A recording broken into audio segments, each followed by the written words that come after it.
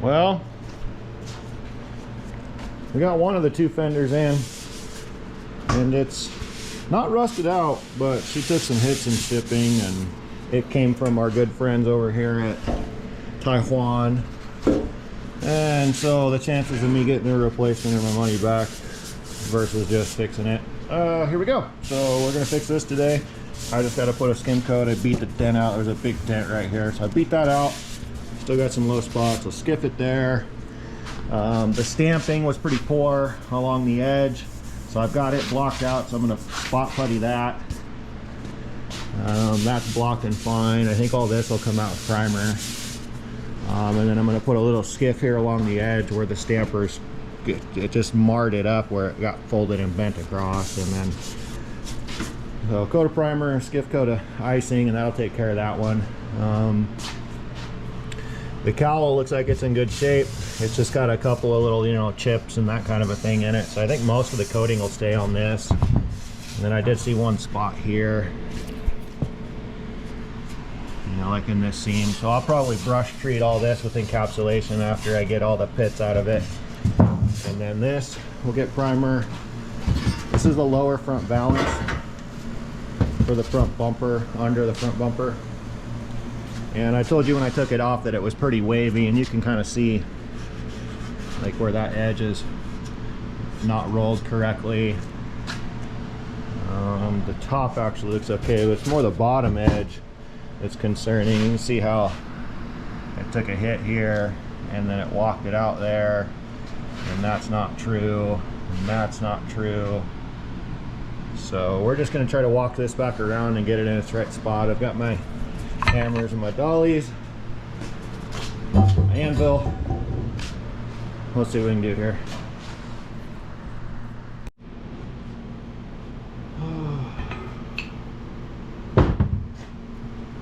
I'm just going to start with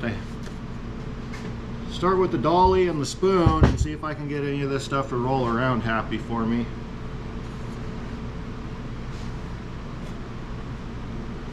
All right, here we go.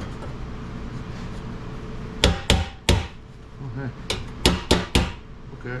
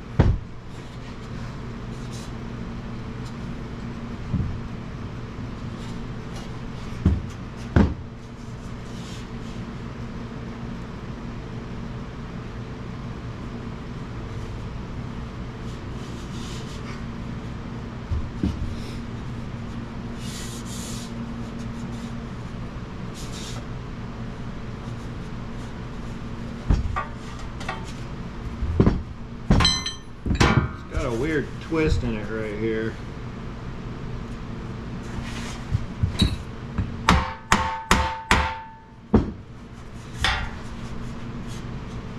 Oh, it's torn right there. I'll have to weld that up.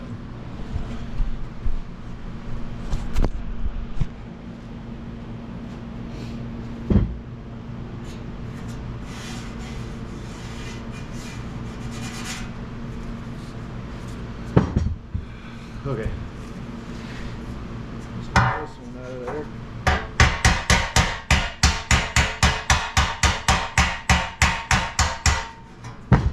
Okay. Pull this one back where we want it.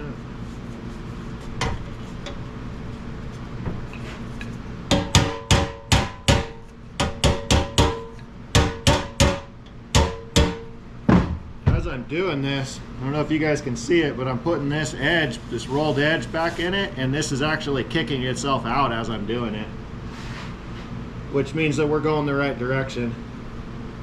Still got a funky roll right there.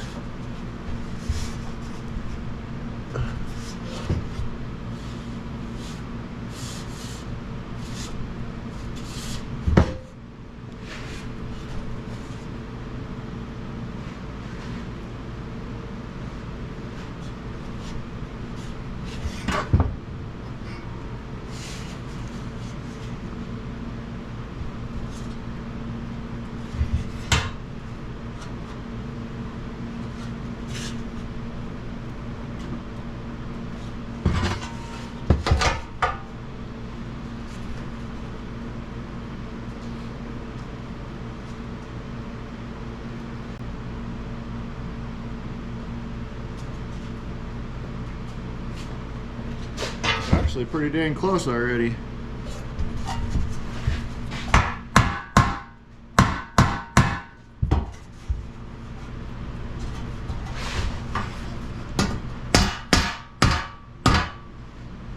That up. Okay.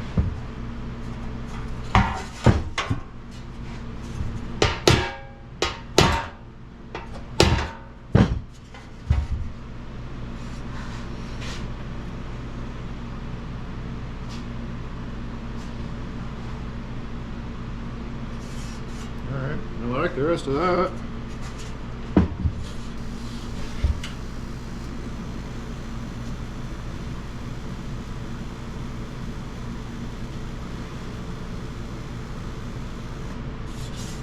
Okay.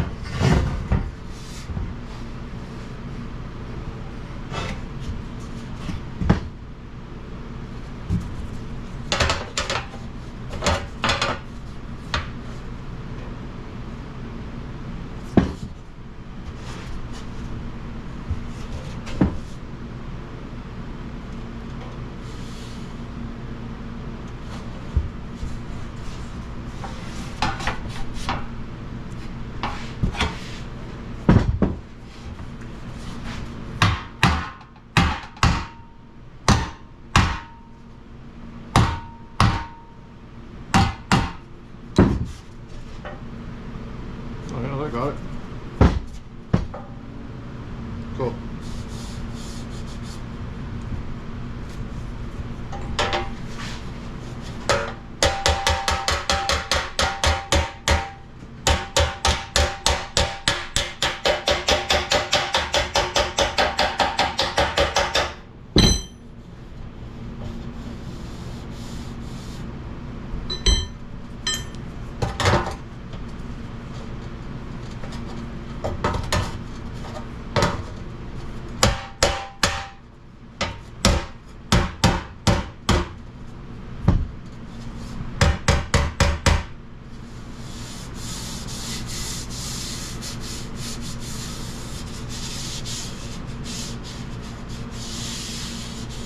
Ah, found it right there.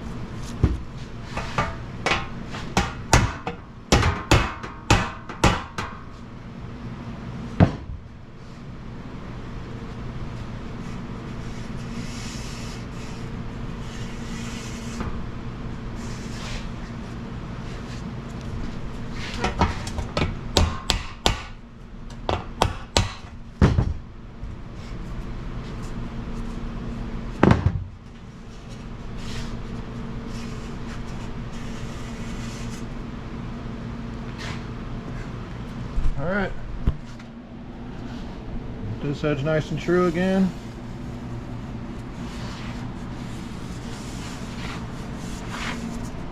And it's sitting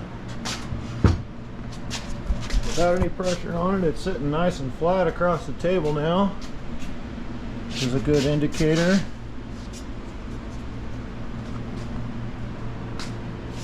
And we just got this one little tear here to deal with.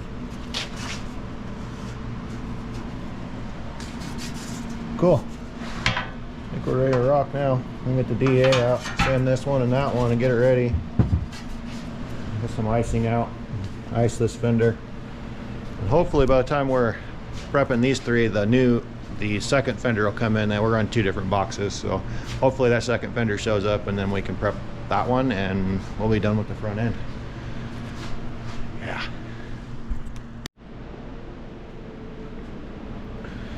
Alright, we got our skim coats done. We're all ready for primer. Other fender showed up and it just needed a little spot there and a little spot there. We went ahead and soft blocked them both with 150, cleaned them up with Scotch-Brite 180. So those are just ready for 2 heavy coats of primer. Block them and they'll be good. The front valance I had to strip because it was pitted. Whoever painted the rig before, I said, did a really good job, but they kind of fell down and gave up on the front valance, and so it was pitted like across the entire surface of the thing. And then they feather edged it and painted over it without killing the rust chips, so then when I hit it with the sander, they were just literally everywhere. So I'm gonna go ahead, now that I've got all the coatings off of it, the scales are down, I'm gonna encapsulate this whole thing inside and out. I'll put encapsulation on the bottom of this one, and this is ready for primer. So I'm gonna shoot this stuff, let it half tack, and then I'll put urethane on top of it. This will just get urethane by itself, and then it takes a couple hours and we should be able to set those off to the side and move on to that. I think I've got parts located. I'm gonna have to go on a field trip. This rig's gonna end up, by the time it's done, probably being built with pieces and parts from 5 or 6 different states, but that's how it rolls. I love it. All right, here we go.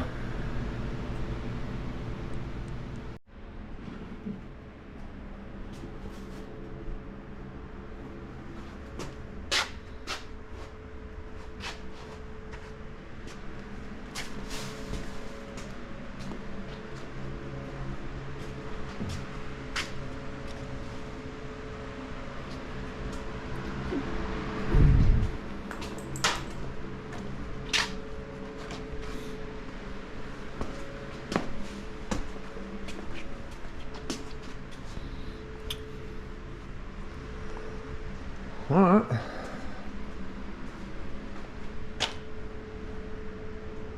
Cool.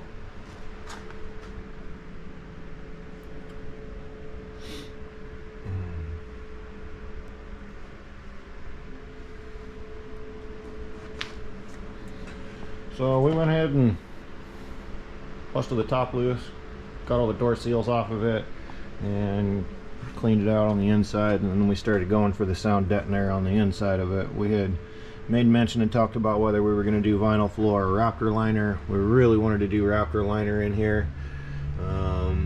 What I was debating on how much labor it was going to take to get the sound deadening out of it, and it didn't take much at all, and it's a good thing that I did it.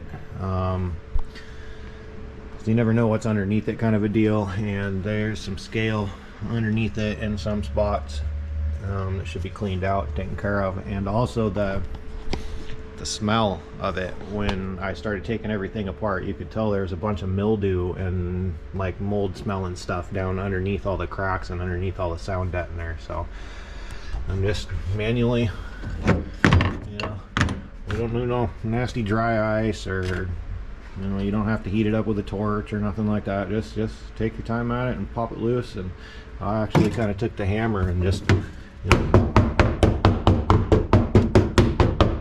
kind of go around it a little bit.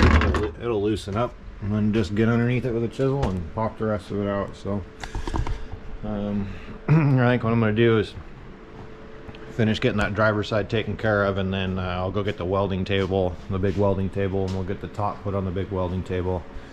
And then we can wash this out, clean this out, and start prepping everything for a Raptor liner.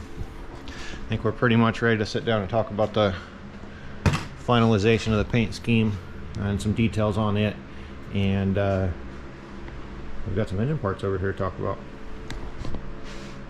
Stay tuned, guys. Appreciate you. Let's get this part of it done real quick.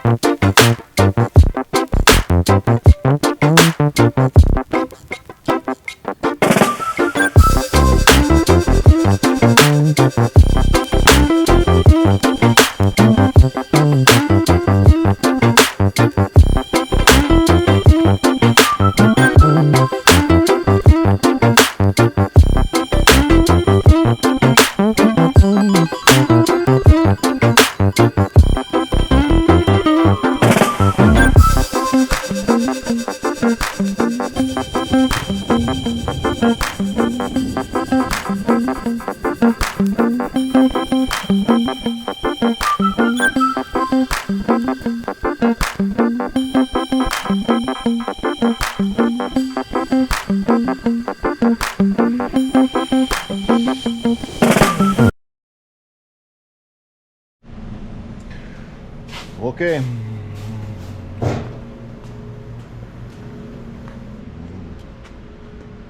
Nice. Actually looks really good in here. So I'm gonna go through and just finish knocking off the last of the big chunks that are stuck like this. This black stuff has a tendency, when you hit it with solvent to clean it up, the solvent has a tendency to melt some of the factory coatings. So I don't want to make a huge mess out of it, so I'm going to go through just with knock off the rest of the seams and the little chunks that are on here. Once we get that done, we should be able to spray purple power in the whole thing, and then Scotch-Brite it, all the dirt, and brush and blow and do all the things we need to do to get all these surfaces clean in here. And then we'll rinse it out with the garden hose, blow it out, let it dry, and then we'll be down to square one for prepping and the little bit of rust repair that we got to do. I don't see any holes in here. All I see is just some light scale here and there, but it's actually in really good shape. So I'm happy in here, and we're gonna do steps 53 through 65 and on to the next. Appreciate you guys.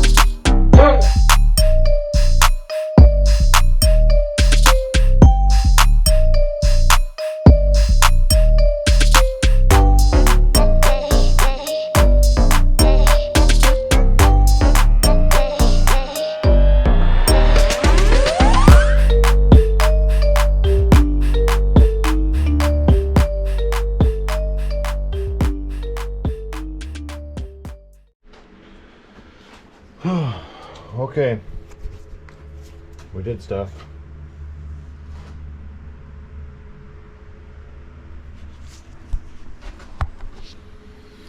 We were going through and we were looking for spots like this that got rust underneath the seam sealer. Well, the seam sealer breaks and then the water runs behind, like right here. This seam sealer looks good, but if it's broken anywhere, the water will get behind it and then run down the seam, and it will rust from behind it and you won't even see it. You know, much like the camera picks it up, this kind of little chip area right here I'm gonna have to get, because there's like pits underneath it. A couple more here. So we were going through and we were picking out all the seam sealer because, you know, you can see the corrosion that's left down in here. So we want to get all that out of there so that we can treat and kill all that. Well, and of course I found, you know, kind of a hole there. And let's see if I go around here. Well, I got this spot mostly cleaned out, and you know, I got to get down there in the corners, kind of a deal. But we were looking to get it all cleaned up like this, and then we'll finish it off here this next round when we do our final prep.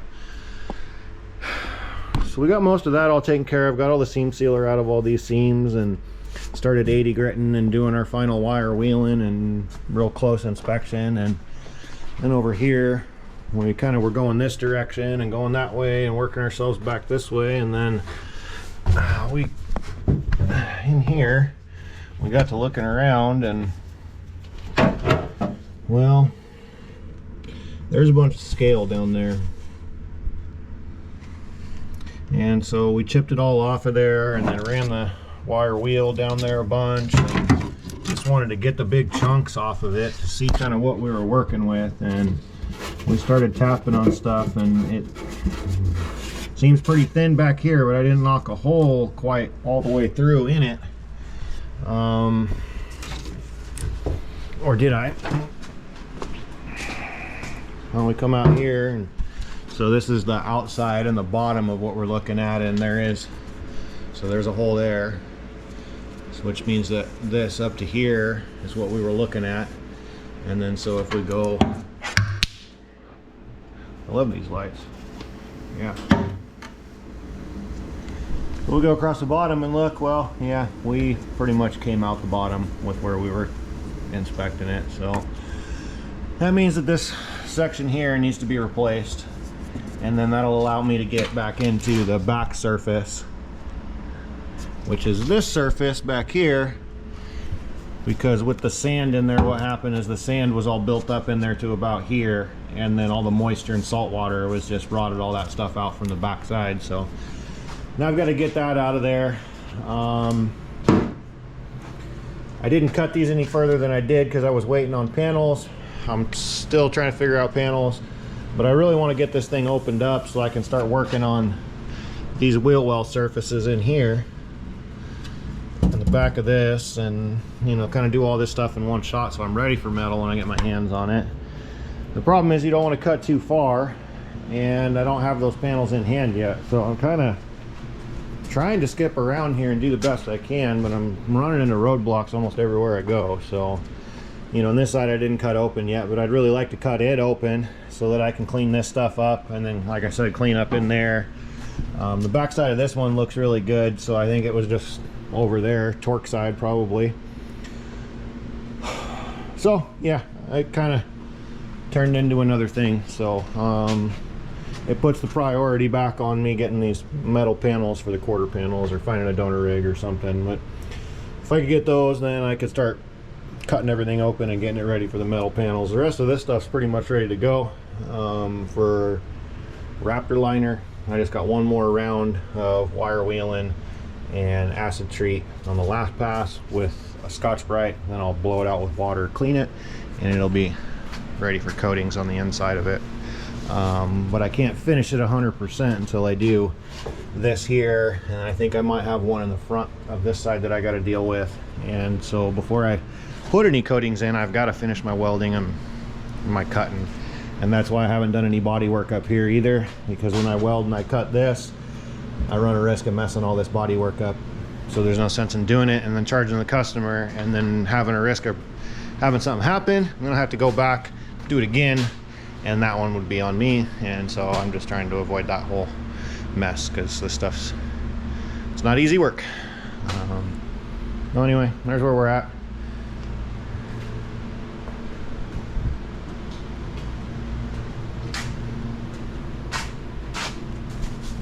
I have no idea what I filmed on this one yet, so if this is the end, appreciate you. Make sure to hit those buttons for me, drop me a comment, and we'll see you on the next one. Yeehaw, we're in it now. Y'all take care.